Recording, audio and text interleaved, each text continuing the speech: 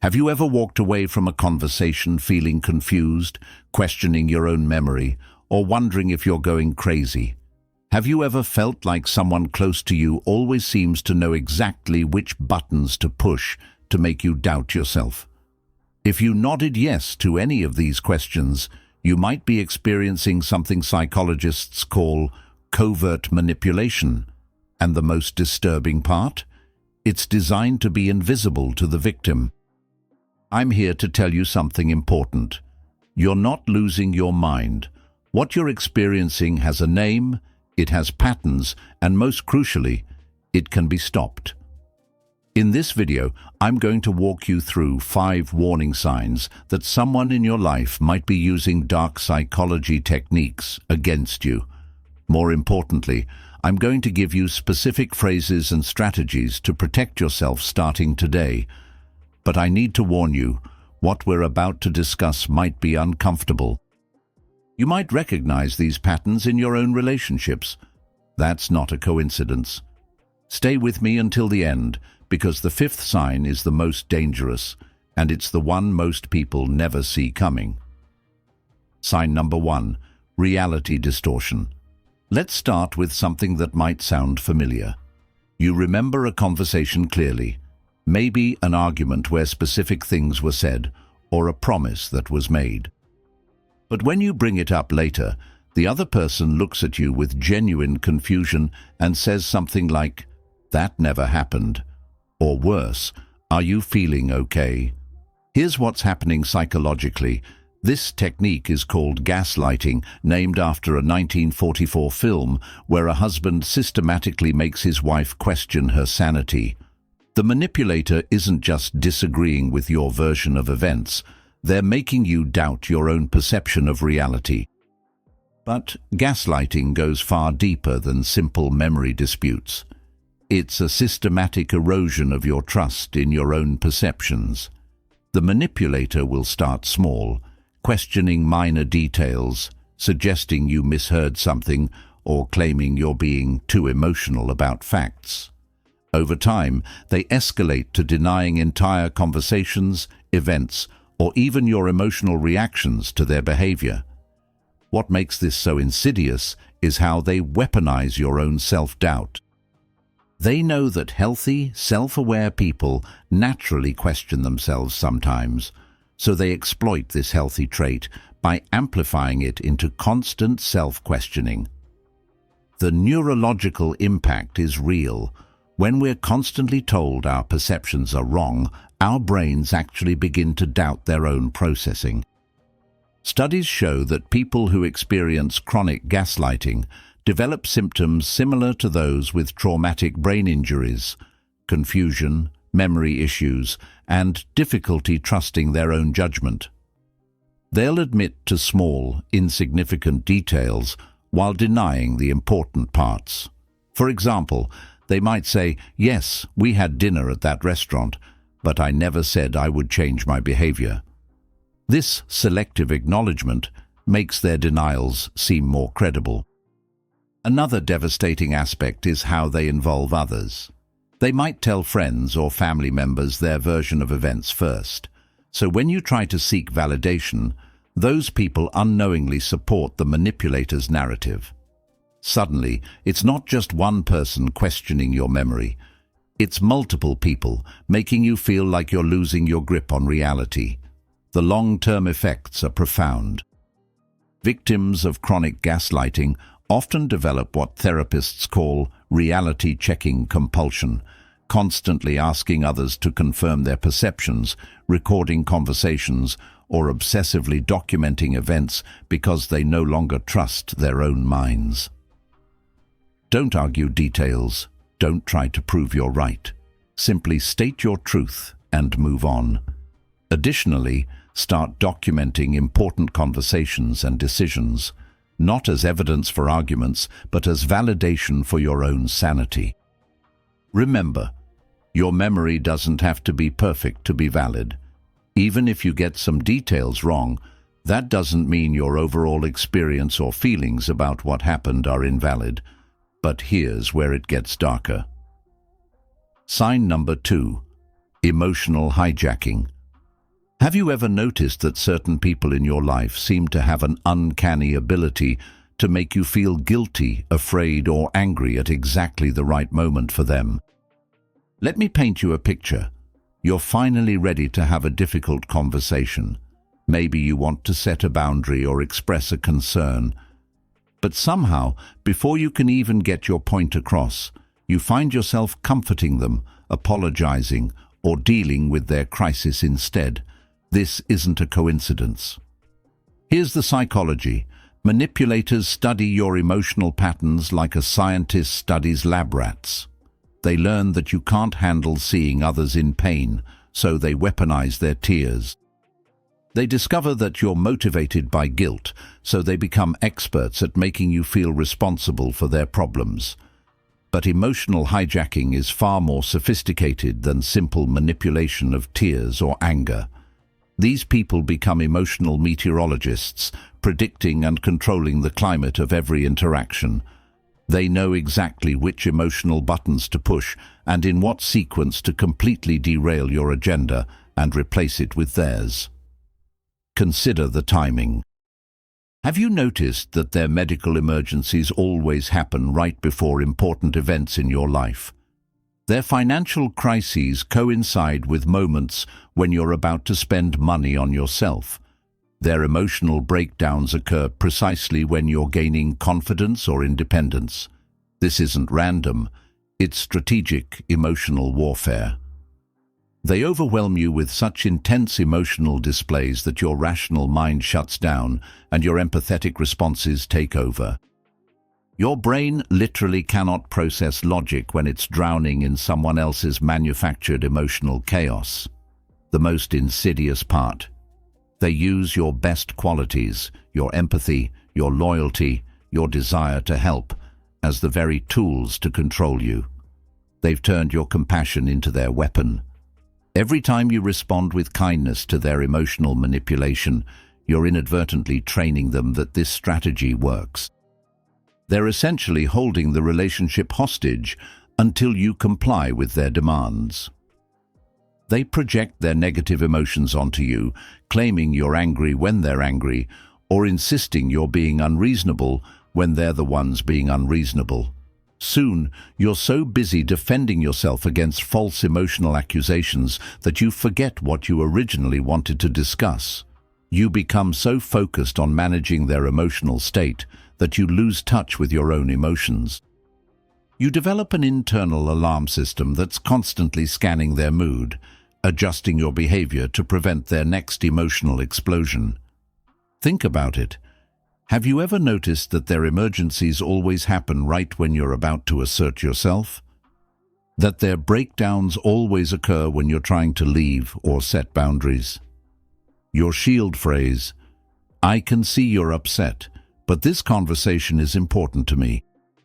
Set a specific time to return to their issue and stick to your boundary. And here's a crucial insight. Healthy people don't consistently make their emotions your emergency.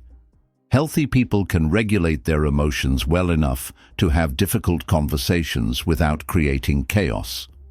But we're just getting started. The third sign is where things get really disturbing. Sign number 3, social isolation disguised as love.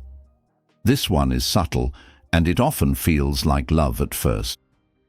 At first, it feels special, exclusive, like you're chosen, but slowly you realize something disturbing. Your world has become very small. Here's the psychology. Manipulators know that isolated people are easier to control.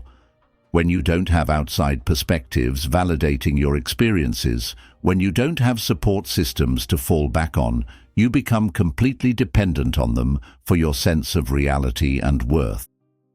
But the process is so gradual and seemingly logical that you don't notice it happening.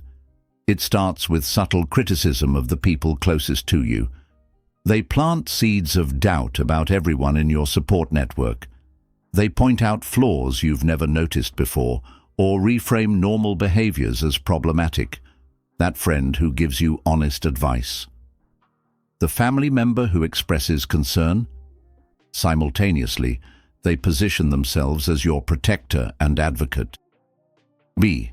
They engineer situations where you gradually lose touch with people who might notice the changes in you, who might ask uncomfortable questions, who might remind you of who you were before this relationship. They create scheduling conflicts with social events, manufacture emergencies during important gatherings, or simply make interactions so uncomfortable with their behavior that you start avoiding social situations altogether. The manipulation extends to your interests and hobbies too. That art class you loved? The gym where you felt confident? The volunteer work that gave you purpose? By systematically removing or poisoning your other sources of validation, support, and identity, they make themselves your only source of emotional sustenance. You become like a plant that's been moved to a room with only one window. You naturally grow toward the only available light, the most chilling part. They often do this while convincing you it was your choice. But somehow, every time you tried, there was drama, guilt, or crisis.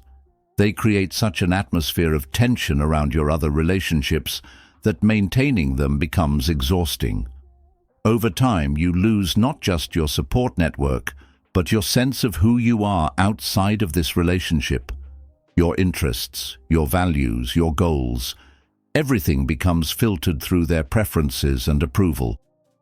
You forget what you enjoyed before you met them, what dreams you had that didn't include them. The isolation serves another purpose. It eliminates witnesses.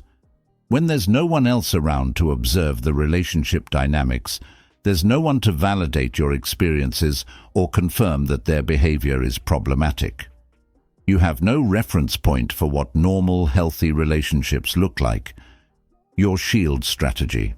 Start rebuilding one connection at a time. Send one text to an old friend. Make one phone call. Attend one social event. Notice how they react when you do this. Their response will tell you everything. Healthy partners encourage your friendships and interests. Manipulators sabotage them. But here's what's truly frightening. The fourth sign reveals how they make you complicit in your own manipulation. Sign number 4, manufacturing your dependency. This is perhaps the most sophisticated form of psychological manipulation, and it's happening in relationships, workplaces, and families around the world right now. Here's how it works. They create chaos, insecurity, or problems in your life, then position themselves as your savior when they help you deal with it. Let me give you an example that might hit close to home. They constantly criticize your appearance, your abilities, or your worth, making you feel insecure and damaged. They've created the wound and become the medicine, or in a work context, they sabotage your projects or spread doubt about your capabilities, then swoop in to save you when you're struggling, making you feel grateful for their intervention. Your brain begins to associate them with both the source of pain and the source of relief. It's the same psychological principle that creates Stockholm Syndrome. But the dependency manufacturing goes much deeper than simple problem creation and rescue cycles. These individuals are master architects of learned helplessness.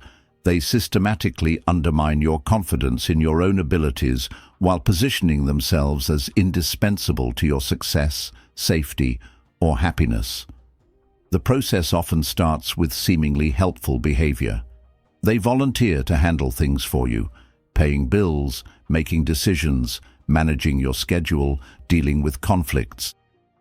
At first, it feels like love and support, but gradually, you realize you've forgotten how to do these things yourself, or worse, you've been convinced you were never capable of handling them in the first place. Every time you try to handle something independently, they subtly undermine your efforts. Over time, you internalize the message that you're incompetent without their guidance. Financial dependency is a common tool. They might encourage you to quit your job because you don't need that stress, then gradually make you feel guilty about spending their money, Or they handle all financial matters, leaving you ignorant about your own financial situation. Some manipulators deliberately create financial chaos, encouraging overspending, hiding debts, or making poor investments, then position themselves as the financial expert who can fix the mess they created. The most insidious part: you start to believe you need them, that without them you can't function, can't succeed, can't be loved. They've made themselves indispensable by first making you believe you're inadequate. Emotional dependency is equally devastating. They become your emotional translator, telling you what you're feeling and why. Gradually, you lose touch with your own emotional landscape and rely on them to navigate your inner world. They also manufacture social dependency by becoming the intermediary in all your relationships. They relay messages, interpret others' intentions, and gradually become the gatekeeper to your social world. Soon, you can't imagine navigating relationships without their guidance and interpretation. The neurological impact is profound. We literally lose neural pathways associated with independent problem-solving and self-efficacy. Here's a question that might shake you. Can you remember the last time you felt truly confident about yourself without their approval? Can you remember making a major decision without needing their input or validation? If the answer is no, you might be caught in this cycle. The recovery process involves what therapists call recompetencing, gradually reclaiming your ability to handle life independently. It starts with recognizing that your current dependence isn't natural or inevitable. It was deliberately manufactured. Your shield strategy: start making small decisions without consulting them. Notice how they react. Begin rebuilding your confidence through small, independent victories. Remember who you were before they became your source of validation. Take back one responsibility at a time, even if they insist they can do it better. But everything we've discussed so far pales in comparison to the fifth sign. This one is so subtle, so normalized in our culture, that most people never recognize it as manipulation at all. Sign number 5, the monopolization of truth. This is the most dangerous sign, and it's the one that keeps people trapped for years, even decades. They don't just control what you think about yourself. They control what you think about everything. They become the lens through which you see the world. It starts innocently. They share their opinions about people, events, politics, or social situations, and their analysis seems so insightful, so confident, that you begin to defer to their judgment. Gradually, you stop forming your own opinions. When something happens in the news, you wait to hear what they think before you decide how you feel. When you meet new people, you see them through their eyes instead of your own. When you face decisions, you automatically consider what they would want instead of what you want. This is called cognitive colonization, and it's the deepest form of psychological control because you don't even realize it's happening. Here's the test. Can you name 3 opinions you hold that they disagree with? Can you think of a recent decision you made that they didn't influence? When you're alone, do your thoughts still sound like your own voice, or do they sound like theirs? This technique is so effective because it doesn't feel like control. It feels like harmony. But healthy relationships involve 2 separate people with their own perspectives coming together, not one person absorbing the other's worldview. They don't impose their worldview all at once. That would be too obvious. Instead, they build it piece by piece, like constructing a building. Each opinion, each judgment, each interpretation becomes a brick in the structure of your new reality. They start with areas where you're uncertain or uninformed: politics, religion, complex social issues, or subjects outside your expertise. Their confident analysis fills the vacuum of your uncertainty. Here's what's really going on, they'll say. and their explanation seems to make sense of confusion. Gradually, you begin to see them as uniquely insightful, someone who understands the world in ways others don't. They don't just tell you what to think, they teach you how to think.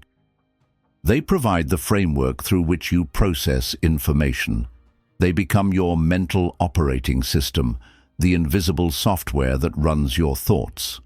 The most insidious aspect is how they colonize your emotional reactions. They don't just tell you what happened, they tell you how you should feel about it. Slowly, you lose touch with your natural emotional responses and adopt their emotional interpretations as your own. They also control the information you receive. Not through obvious censorship, but through subtle filtering.